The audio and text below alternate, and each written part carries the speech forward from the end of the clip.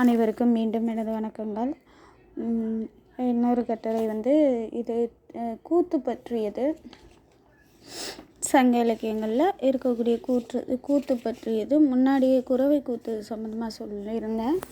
இது துணங்கை கூத்து. புறப்பாடல்களில் சங்க புறப்பாடல்களில் துணங்கை கூத்து அப்படின்றத பற்றி இக்கட்டுரை. தலைப்பே புறப்பாடல்களில் துணங்கை கூத்து தான். முன்னுரை. சங்க இலக்கியத்தில் பல கலைகள் பயின்று வந்துள்ளன. இவற்றில் கூத்து என்பது புகழ்பெற்ற ஒரு நிகழ்த்து கலையாகும். நிகழ்த்தக்கூடிய கலை. சங்ககால மன்னர்களும் வீரர்களும் போரில் பெற்ற வெற்றியின் காரணமாகவும் விழாக்களின் போதும் மகளிர்கள் மகிழ்ச்சியை வெளிப்படுத்தும் விதமாகவும் துணங்கை கூத்தை ஆடியுள்ளனர். அக்கூத்தை பற்றியும் அவற்றை ஆடிய சூழலை பற்றியும் ஆடியவர்கள் பற்றியும் ஆராய்வது இக்கட்டுரையின் நோக்கமாகும். துணங்கை கூத்து பெரும்பாலான நாடுகளில் ஆடற்கலையும் நடிப்பு கலையும் ஒருங்கே வளர்ந்தன எனலாம். தமிழகத்தில் அத்தகைய நிலை இருந்ததை கூத்துக்கலை குறிப்பிடுகின்றது. கூத்து வகைகளில் ஒன்று துணங்கை கூத்து ஆகும். துணங்கை கூத்தை இரு கையும் முடக்கி பழுப்புடை ஒத்தி ஆடல் கூத்து.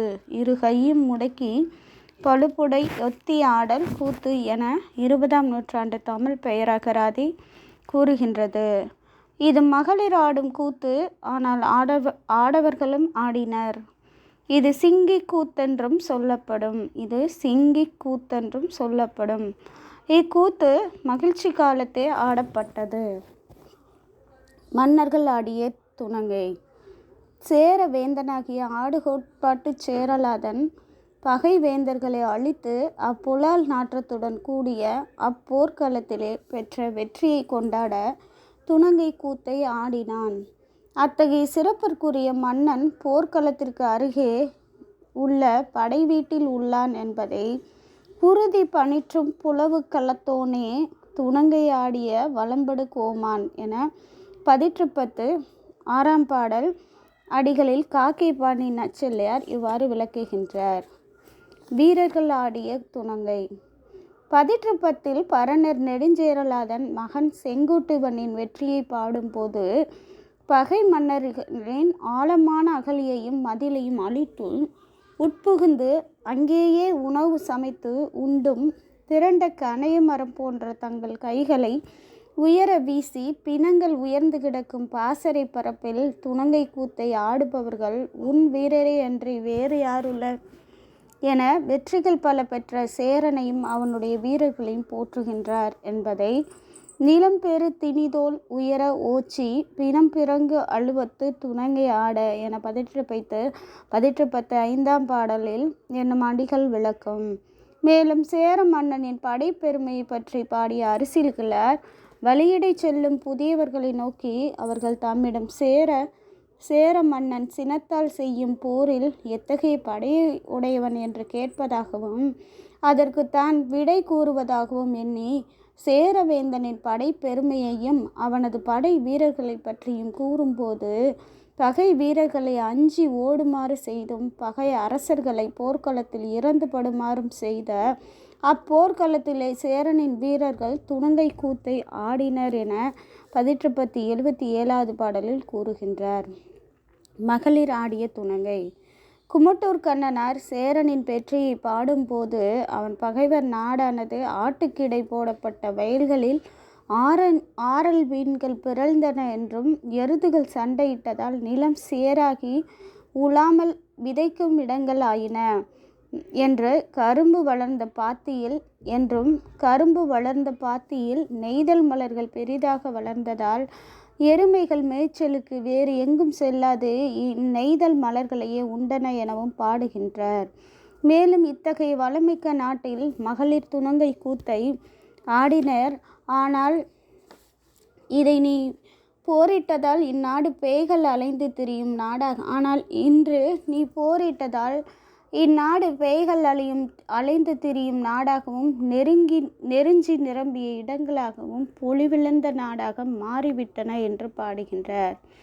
நெடுஞ்சேரலாதன் மகன் ஆடுகோட்பாட்டு சேரலாதனின் அரண்மனையில் ஒளி விளங்கும் வெளிச்சத்தில் ஆடல் மகளிர் துணங்கை கூத்து ஆடுவதைக் கண்டு மகிழ்ந்து அவர்களோடு சேர்ந்து கைகோர்த்து ஆட வருகையில் மன்னனும் வருகின்றான். அப்போது அரசியானவள் மன்னனின் இத்தகைய செயலை கண்டு அஞ்சி உடல் நடுங்கி ஊடல் கொண்டு மிகுந்த சினம் கொண்டு தன் கையில் உள்ள குவளை மலரை மன்னன் மீது எறிவதற்காக தன் கையை உயர்த்துவதை சுடரும் பாண்டில் திருநாறு விளக்கத்து முலா இமிழ் துணங்கைக்கு தழுவு புனையாக சிலைப்புவல் ஏற்றின் தலைக்கை தந்து நீ நலித்தனை வருதல் உடன்றனல் ஆகி உயலும் கோதை ஊரலாம் தித்தி ஈரிதழ் மலைக்கண் பேரியல் அறிவை ஒல்லிதழ் அவிலகம் கடுக்கும் சீரடி பல்சில கிண்கிணி சிறுபரடு அழைப்ப என 1852 பாடல் மூலம் ஆடுகோட்பாட்டு சேரலாதன் அரண்மனையில் ஆடல் மகளிர் துணங்கை கூத்தாடியதாகவும் அவர்களோடு மன்னனும் சேர்ந்து ஆடப்போனதாகவும் குறிப்புள்ளது. பேய்கள் ஆடிய துணங்கை. பாண்டிய மன்னனது போர்க்களத்தில் பகைவர்களை வென்ற பின்பு யானை கூட்டம் கொம்பில் பிணங்களை கோர்த்து கொண்டாடின. இறந்து கிடந்த யானைகளின் கொழுப்பை பெண் பேய்கள் தின்று துணங்கை கூத்தாடின. இத்தகைய ஆரவாரமுடைய துணங்கை கூத்திற்கு ஏற்ப தலையற்ற முண்டங்களும் இணையாக எழுந்து ஆடுகின்றன. அத்தகைய அச்சம் நிறைந்ததாக பாண்டியன் போர்க்களம் இருந்ததை தினம் வாய்ப்பெய்த பேய் மகளிர் இணை ஒளி இமிழ் துணங்கை சீர்பிணை யூபம் எழுந்தாட அஞ்ச வந்த போர்க்களத்தான் என மதுரை காஞ்சி என்னும் அடிகளின் மூலம் ஆசிரியர் விளக்கின்றார். மேலும் பாண்டிய மன்னன் தொன்று தொட்டு வந்த பகைவர் நிலத்தில் புகுந்து அவர்களது காவல் சோலைகளை அழித்தான்.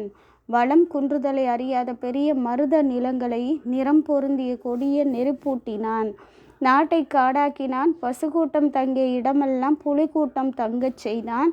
ஊராயிருந்த இடங்களை எல்லாம் பாழாக்கினான். சான்றோர் இருந்த பெரிய பொதுவிடங்களில் மகளிர்கள் துணங்கை ஆடியதை மறக்கச் செய்யும் அளவிற்கு அவ்விடங்களில் பிளந்த அடிகளையுடைய பேய் மகளிரை கால் பெயர்த்து ஆடச் செய்தான் என மதுரை காஞ்சி சுட்டுகின்றது.